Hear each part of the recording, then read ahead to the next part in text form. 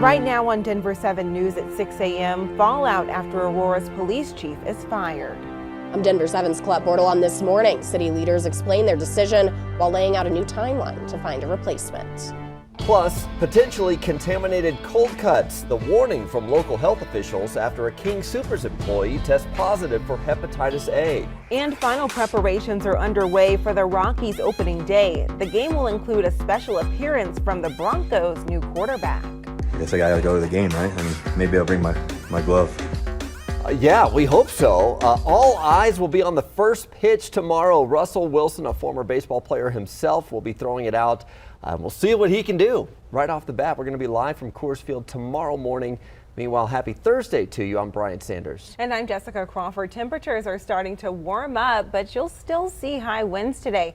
Lisa has your Denver 7 forecast. Yeah, the good news is it'll be a lot calmer tomorrow for the game, which is going to be nice. But you're right, this morning we're waking up still to wind speeds anywhere from 30 to near 40 miles per hour over the eastern plains. This is going to be one of the gustiest spots east of I-25. Still seeing some pretty gusty conditions over Berthoud Pass as well. Here in town, we do still have high fire danger. That's going to cover the entire front range until early tonight. 31 right now in Denver. It feels like 23, so those winds out of the northwest are going to make it feel quite a bit colder this morning.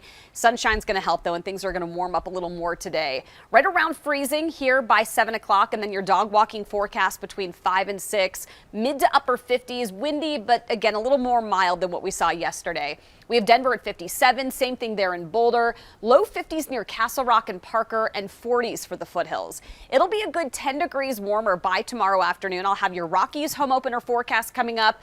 Plus, there's another cold front. We get a 2-day break, Jason, from the cooler weather. Another storm hits on Sunday. Details coming up. And save your purple for tomorrow for the Rockies opening day. We will have full coverage of that tomorrow. Right now, we had a semi that lost its tandem trailer. You've seen those trailers that have like two right next to each other. Take a look here. Just a moment ago, Air Tracker 7 was over it, and this truck, this one, lost the second trailer. So they had to bring in a big tow truck to haul it out of here. This is the westbound side of I-76, right over top of I-25, and they had to close down the highway temporarily for about 10 minutes to get all lanes open. And now all lanes are open, which is good news for us, but we did have a little bit of a backup in that area. The rest of the drive looks just fine, whether it's I-25, the other side of I-76, to or from the airport, or that south side of town. So it's a good start for most of us here this morning, and no lingering construction around town just yet.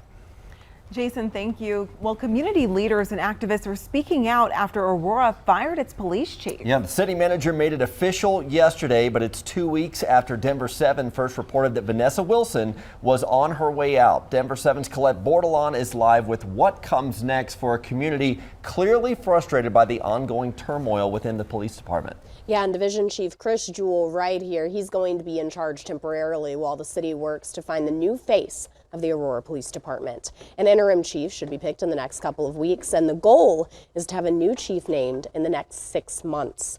Of course, that is all the timeline being laid out right now. Aurora City Manager says the decision to fire former Police Chief Vanessa Wilson came down to two main concerns: overall management and leadership of the department. But Wilson's attorneys say her firing is without cause. For her part, she released a statement through her legal counsel saying she's proud of the progress the department has made and that the department will continue to protect and serve regardless of who leads the agency. Her firing comes just a day after an independent report was released, which criticized a backlog of investigations in the department that are still waiting to be processed by the records department. But the city manager says Wilson was not fired because of the records problem, saying it really came down to a lack of confidence in Wilson. As a leader in the community, I think she excelled. I think that she did, in terms of the many crises that we have experienced, I think she did very well in responding to those. I think obviously that was her strength, and she deserves accolades for that. But as I said, there's more to managing a police department than that aspect of it. Wilson will get a severance package, more than $200,000, which is a year's pay. She'll also get her benefits. We'll be watching the search for a new chief closely. Live in the studio. Colette, thank you. While the city manager has his version of what happened, activists say Wilson was making progress in building trust between communities of color and police. Community activists Angelia Baker and Aurora NAACP President Omar Montgomery say Wilson was the first police chief in the metro who showed that she cared about her community, but now they're afraid that that trust will be lost again. I don't think it helped. I think if anything, it may increase that divide. Even if she didn't agree with us, she at least heard us. She showed her face in the community. I can't say the same about other city leaders. Baker says the community should consider recalls for leaders who backed the city manager's decision to fire Wilson. We do have an update to breaking news we first brought you yesterday morning. Investigators in Aurora say a 17-year-old is now facing arson charges in connection to 10 different fires set in one neighborhood, all back to back. It happened at an apartment complex near Iliff Avenue and Peoria Street. Fortunately, no one was hurt, but 10 people did have to leave their homes. Colorado is seeing a surge in fentanyl deaths, especially among younger people. And in a few hours, federal prosecutors and local police will highlight what's being done to keep our community safe. So this morning, we're taking a 360 in-depth look at their efforts, the current push from state lawmakers to increase penalties for distributing the drug, the progress that a new bill has made so far, and the new statewide survey showing what voters think should change. So we want to start with Denver 7's Veronica Acosta this morning. And Veronica, everyone wants to stop these overdose deaths, but how to do that is up for debate. That's exactly it. And we have results of a new survey that I'll share with you in just a minute here. But first, police and prosecutors, they will be highlighting the, quote, alarming increase of fentanyl deaths. They call this a public health crisis. Down in the Springs, they're going to be gathering to talk about what exactly they're doing on both a state and federal level to really try and turn the tide here. If you remember, just 2 weeks ago, that group of bipartisan lawmakers, they announced a bill to do just that. That bill increases penalties for smaller amounts of the drug, and in cases where dealing with the drug causes death, it also aims to widely increase access to things like fentanyl strips, Narcan, even treatment for those who are suffering from addiction. While the bill was widely applauded by those lawmakers involved, a new poll shows Coloradans may not be so thrilled.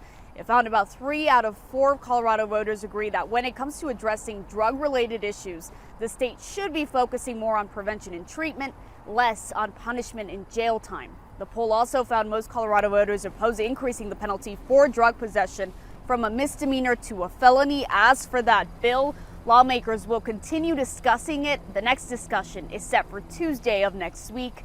And of course, we'll keep you updated on what comes of that. We're in Wheat Ridge this morning. I'm Veronica Acosta, Denver 7. Yeah, something has to happen soon here. A trial begins today for an Aurora man charged in the overdose death of a 16-year-old girl. Jorge Chiquiab is facing more than a dozen charges, including murder. The teen, who was from Lakewood, died from mixed alcohol and fentanyl poisoning back in 2020. Prosecutors say she thought she was taking Oxycontin. He admitted to investigators he provided the drugs and alcohol that killed her. He's also facing sexual assault charges.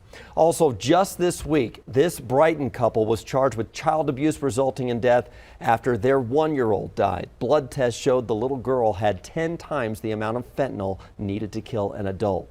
So our in-depth coverage on solutions to the fentanyl crisis will continue throughout the day. Coming up tonight on Denver 7 News at 10 p.m., Denver 7 Investigates uncovers proof that accused serious drug offenders in Denver are falling through the judicial cracks. Our chief investigator, Tony Kobaleski, questions city leaders about why some suspects are walking away without any accountability. 1 week from today, the Adams 14 School District will present its case to the state, vowing it can turn things around on its own. The district has been plagued by low performance and lagging enrollment for more than a decade. One group of parents says a path forward for the district has to be decided by community members that are being served. One mother told us the only thing that the district needs to improve is more support and cultural understanding. You need to meet us halfway. And that's what we're looking for. We're looking to have our public schools open. We don't want them to close. We don't want to say no to our kids. District leaders must present a plan for improvement by April 14th. This morning, crews in Boulder are working to repair this sinkhole that trapped an RTD bus. This was at Arapahoe and Commerce. Police say 6 people on the bus got off safely. The bus has since been removed. Jason Luber now has a look at the roads. And this area still is closed down right there from 55th all the way over here on the westbound side of Arapahoe. The eastbound side of Arapahoe is open, but westbound is closed down back at 55th. So you can use either Pearl Parkway just to the north or Baseline just to the south to get over here to Foothills Parkway. And right now we're looking at, you can see from that shot, a little bit of cloud cover out in the background, but it's going to be a mostly sunny day today. Fresh air forecast. It's cold this morning. If your kids want to bike to school, we're going to be right around freezing early on between about 6 and 8 o'clock, and then it'll warm up nicely from there. Warmer today, mid-40s by 11. Still windy at times, gusts up to about 60 miles per hour. I'll show you how things are going to really calm down and clear out tomorrow coming up. Your next Uber or Lyft ride could cost a little bit more thanks to a bill headed to the governor's desk. Why the companies say it'll drive up the cost. Also, we're painting the town purple. Final preparations are underway for the Rockies home opener tomorrow. We're going to hear from Broncos quarterback Russell Wilson as he gets ready to throw out the ceremonial first pitch.